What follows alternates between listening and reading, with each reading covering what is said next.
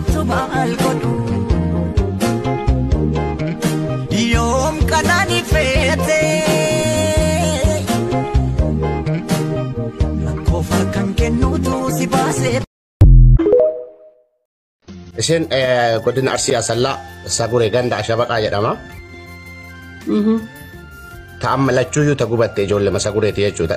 Magaalaa Asallaa jiraatti ta lubbuudhaan biraa hafte. Ta'amma duuteetuun immoo tuyyuu ijoollee Sagureeti. Saguree okay. Ta lubbuun hafte Sagureedha. Ta duute immoo ta duute lachuu Saguree ma'aanaan isaanii Saguree ma ta'amma duute Zaalikaadha ta lubbuudhaan jirtu Samiiraadha. Okay, Zaalikaatu du'ee jechuun Rabbi rahmata haa godhuufi. Okay, awwaaltanii jirtanii jechuudha. Galchine awwaallee jirra. Maaliif haadha isii amma wanni isinirraa barbaanne haadha isii takaleessa isii otoo isii yaaltu haati isii ni dhukkubaa ma akkamitti akka dhukkubuu fi dhibee sitti erguu dandeessa miidiyaa irratti ol fidee haadha isii afarsuun barbaanne haadhi sun morma irratti wanti akka huccubaa jechuudha. Waggaa 15 ol yeroo garii irraa guddata yeroo garii irraa xiqqaata yeroo garii itti deebi'a. Alladoo jedhamtu sanii. Asladdarratti jechuudha. Hattaatiin mana yaalaa hundaa'u deemtee aga riiverii dirasii barreessanii fi jiran.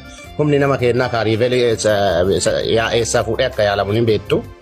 Kanaaf sagantaa kana otoo danda'amee sagantaa itti qabdanii fi haadha isii tana qarqaartanii. Haati tun immoo ragaa guutuu qabdi. Mana yaalaa kamirrattu iyyuu deemtee haga Xuqur Ambassaatti deemtee akka alatti barreessaniif.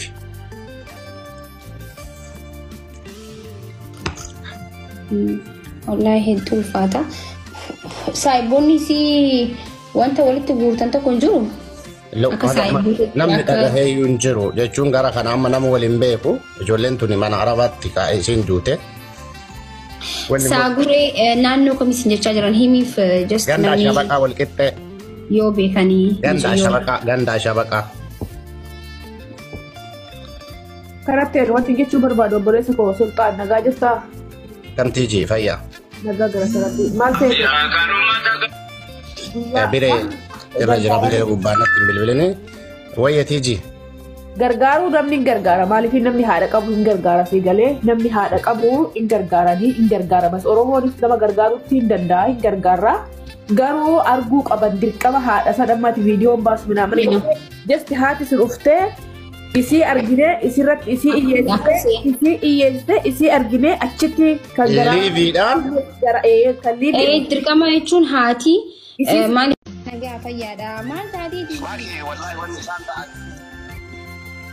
waan baay'ee garaa nama nyaatu ganama ribaa qaanii kushiinaa yoo seenan nama lama gaazii malattannanaa bulee halkan gaazii yoo qabsiisani manni ganama yoo qabsiisan itti dhufa jechuudha lachuun gubattee akka biraa lubbuun darbeera.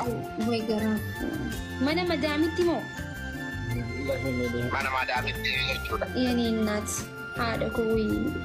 Inni barbaanneef maal akka ta'e beektaa mucattii nama duuteettuun wallahi haati isii gara waggaa 15 dibamtee keessa aslii bilbilee dadhabne haadha tana yaaladha jettee haadha tana qarqara jettee biyya kana dhuftee otoo haadhaaf gubattu ofiifuu gubatte jechuudha reeffessiis. Essa sila Oromiyaa keessa essa sila? Jene awwaalleerraa. Hariyyoo haadha sana.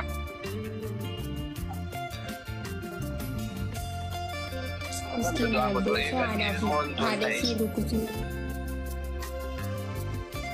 Ti qarqaartu waan duuteef osoo haadha. Dasan xiqqeessuma wayii qarqaarre jennee yaadnee turre asli yoo rabbi bilbillu. Kootu gastii kootuti fooloo si deemsitiin asliidhaan wal sufu. Waliin isin qunnamsiisaanaa wal fuudhansiifatu.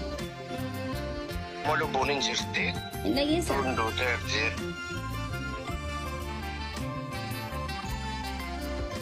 Jechuudha gaazii tutti dhoo'e. Akkan jeetiin dhaga'ama sagaleen kiyya.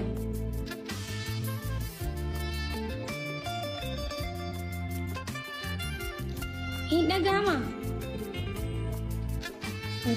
Biree. Hin dhaga'amani? Sagaleen Akan je micoon eessa Oromiyaa keessa eessa? Meeqi eessaan otoo bilbila keenyaa kenni maakii yookaan namoonni ergee yookaan bideenaa qabatu kan kitti erga. Gaafadhu mee Oromiyaa keessa eessa jedhu gaafadhu. Eessa jirre?